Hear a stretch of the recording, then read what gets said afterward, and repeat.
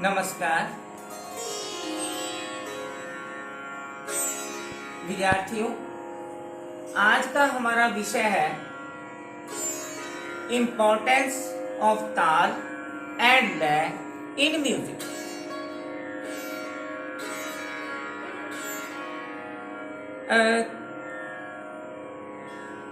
हमारा संपूर्ण जो ब्रह्मांड है यह एक गति में निरंतर चाल में चल रहा है। क्या आपको पता है?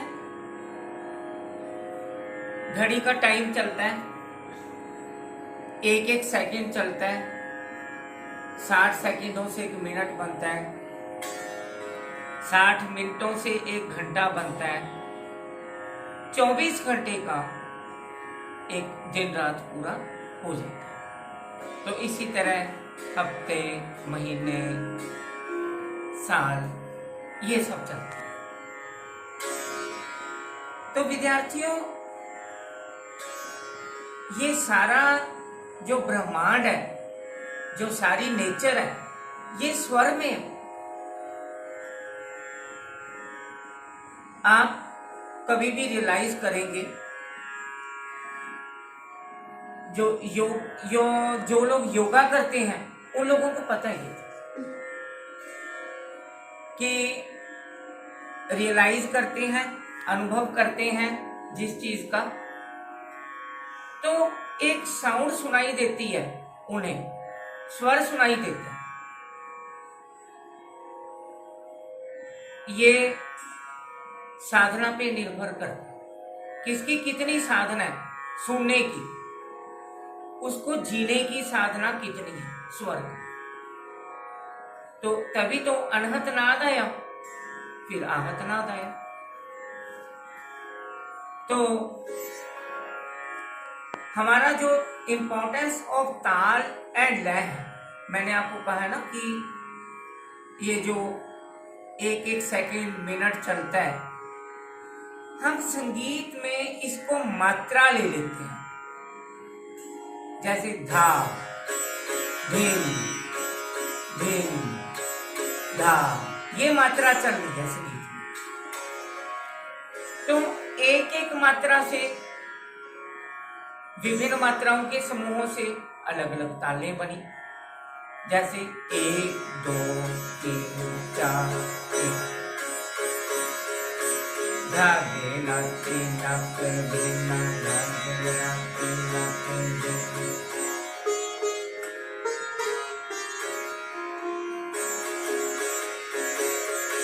ये तो ये अलग लय चली।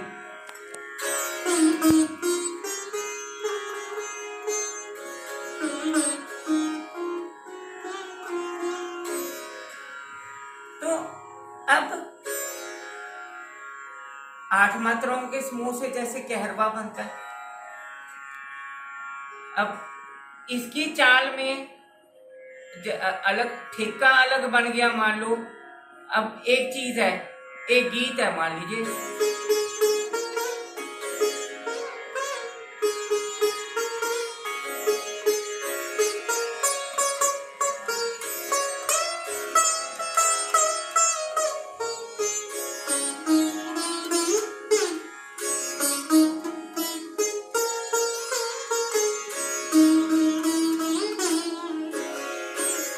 आप पहचान गए होंगे, तेरे मेरे बीच में। अब एक ताल क्या चली,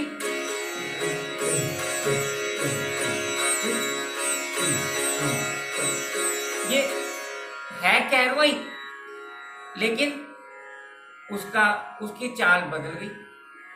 अब इसी तरह से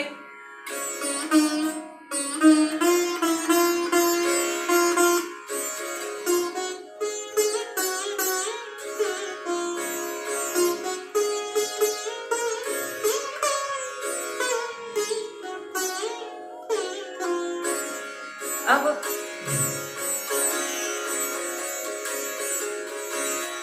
आज दी दिहाड़ी रख डोली ने माए। अब एक ये लय अलग है, लेकिन दूसरी तरफ इन्हीं स्वरों में चीज चलती है। वैष्णव जन को तेने कहिए पीर पराई जाने रे। तो अब लैब थोड़ा डिफरेंस हो गया। तो क्या हुआ, ताल तो खैर वही है, चाल भी वही है, लेकिन थोड़ा सा ठेका बदला। तबले में बजने वाला ठेका बदल गया। तो अब ये संगीत में ताल और लय का महत्व है। अब जैसे मैं पहले आपको ये बता दूं, ये सारा ही जो भी हम कुछ कर रहे हैं ये भक्ति प्रधान है। संगीत, जैसे मैंने आपको पहले कहा था, इसकी परिभाषा देते हुए कि आत्मा को परमात्मा तक पहुंचाने में यह कला बीज की सीढ़ी के समान है। तो अब ताल, हम ताल ले लेते हैं। ता प्लस ल, दो शब्दों के सहयोग से बना ना ये। ता मतलब ताकार, ताकार तांडव, तांडव नृत्य जो कि शिव शंकर, भोले शिव शंकर जी करते थे। फॉर्चुनेटली इस समय सावन का महीना चल रहा है और भोले शिव शंकर के दिन है, तो हम उन्हीं की ये कर रहे हैं पुस्तक। तो तांडव से ताकार, ल मतलब लास्य जो पार्वती जी करते थे, मां पार्वती। ताकार और लकार, तांडव और लास्य, यानी शिव और शक्ति के सहयोग से ताल। श्रृंगार रस प्रधान है लास्य और तांडव जो है वो है वीर रस प्रधान। तांडव पुरुष प्रधान है, वीर रस प्रधान है, लास्य श्रृंगार रस प्रधान, यानी जो स्त्रियां जैसे मां पार्वती करती। तो हम सिंपल ये कहेंगे कि जो समय है, काल है, जैसे एक मैंने अभी बताया था, 1 मिनट में 60 सेकेंड होते हैं, 1 घंटे में 60 मिनट होते हैं। इसी तरह से विभिन्न मात्राओं के समूह से विभिन्न ताल बनते हैं। तो क्या हम कहेंगे कि काल के नापने के पैमाने को ताल कहते हैं। काल यानी कि समय, उसके नापने के पैमाने को ताल कहते हैं।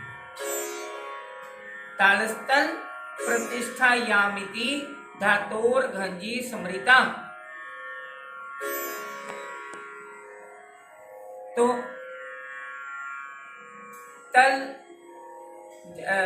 जो प्रतिष्ठार्थक आदि जो हैं वस्तुएं, उनमें तल धातु में घय प्रत्यय लगाने से ताल। तो ये ताल की बात है। अब लय, गति, चाल, स्पीड, जैसे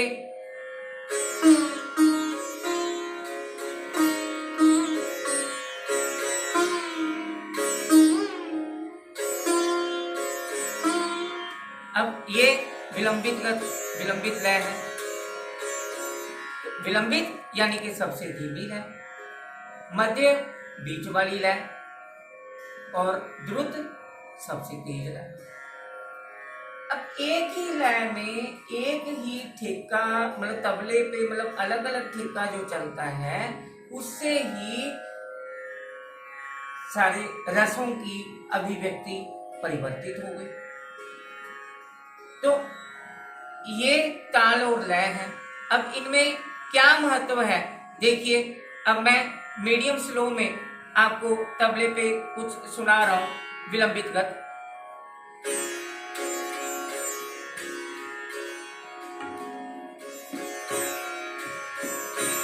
आवाज थोड़ी तेज करेंगे।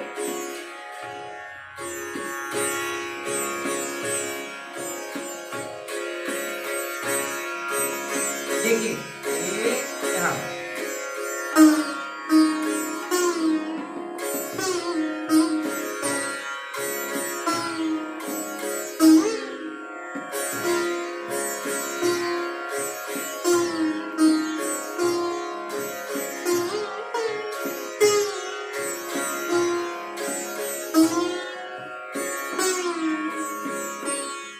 अब ये क्या है, ये राग बिलावल है। आपको एक चीज बता दूं, आपको मैंने वैसे बताया भी था कि विलंबित गति जो होती है, स्लो गति, उसकी गति धीमी होती है। अब चल तो ये 3 ताल रहा है, लेकिन आप इसमें रस अलग देखेंगे। 9, 10, 11, देखिए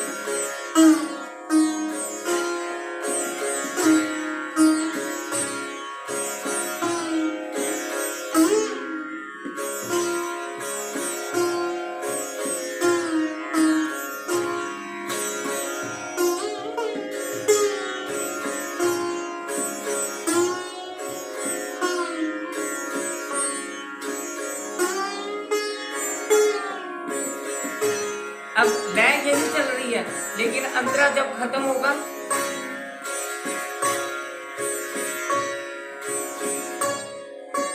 नी धा धा नी धा पा पा मा गा मा रे नी धा रे। अब क्या हुआ, ये इतने से पोर्शन में चाल बदल गई उसकी, क्योंकि हम मतलब लयकारी आ गई 3 मात्राओं में, हमने डिजाइन के रूप में बनाया, लेकिन उसका थोड़ा सा रस परिवर्तित हो गया। तो अब ये इसकी है। अब देखिए मध्य 3 ताल में देखिए, यानी कि मीडियम फास्ट,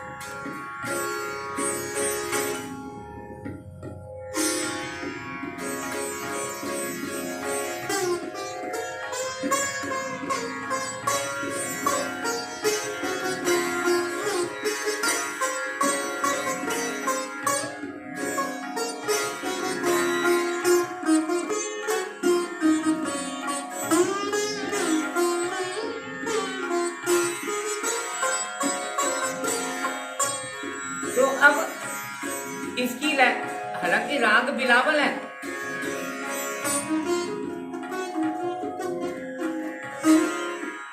राग बिलावल है, लेकिन उसकी जो चाल है वो डिफर कर गई।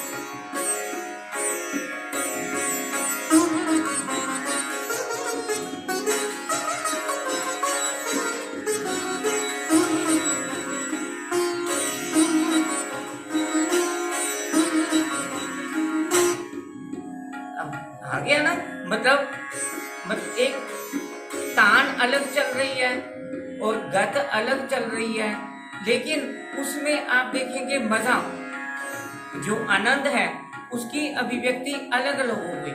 अब मैंने आपको पहले 11वां ताल में ये अलग लय का दिखाया था, अब 3 ताल देखिए। अब यही हम जब झाला करेंगे, झाला बजाएंगे, तो झाले में आप अलग फीलिंग देखेंगे। देखिए अब मैं वेरी फास्ट में झाला लूंगा,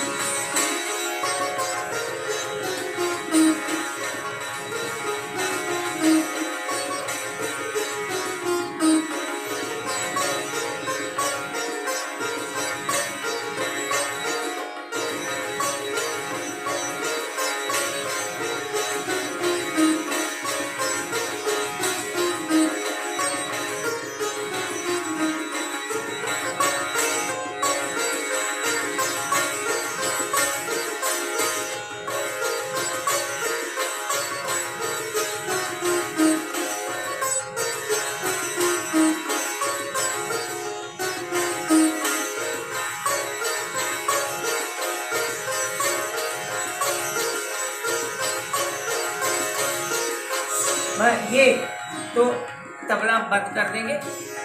तो ये आपको मैंने जो अलग अलग लय का एक ही ताल में क्या महत्व है तो उसकी बताने की कोशिश की।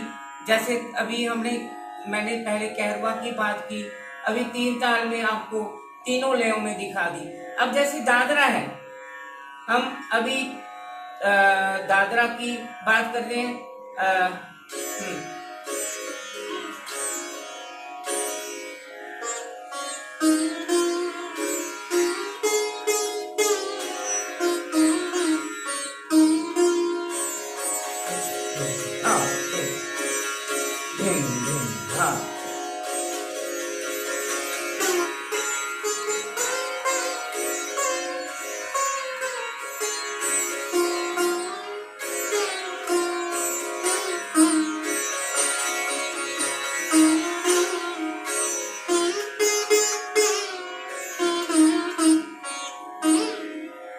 तो ये अब दादरा का ये भी एक रूप है। और दूसरा रूप क्या है दादरा का?